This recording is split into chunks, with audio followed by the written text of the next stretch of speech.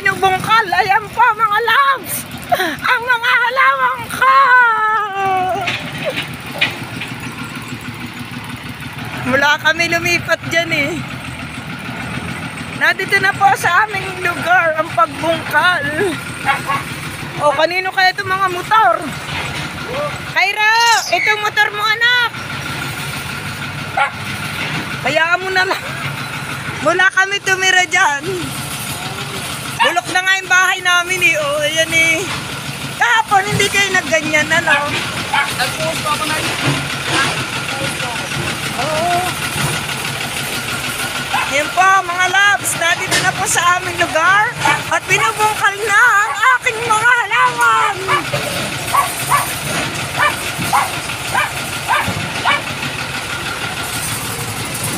Naku, baka ako yun.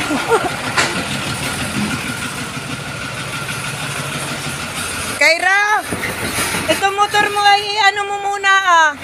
At baka ito yung mga dali.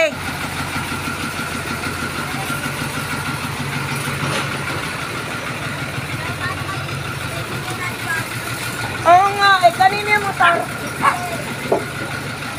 Pati doon sa kuya Ate Madjen. Lagay muna doon sa mga tiyalusing kaya. Ayan, pati doon sa Ate Madjen. Ayan po, nakakahinaya ng mga bula. Halaman ko, mga loves. Pero okay lang, hindi na po kami mapuputikan pag tag-ulan.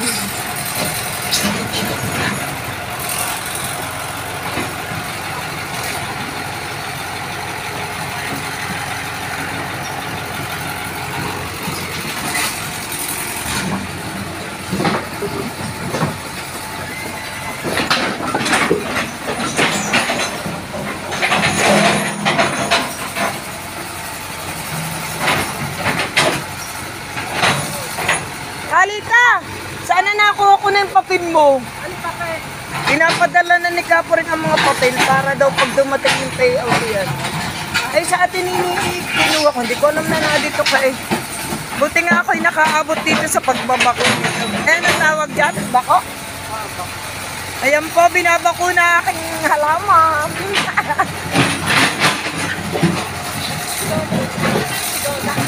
Hindi ko po alam. Tumawag po kayo.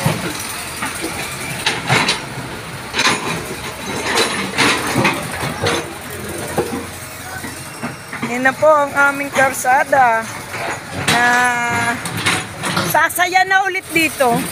Wala na kasing nadaan dito masyado. Kasi kami nga pag tag-ulan, alam nyo, ano kami, naaalip po nga.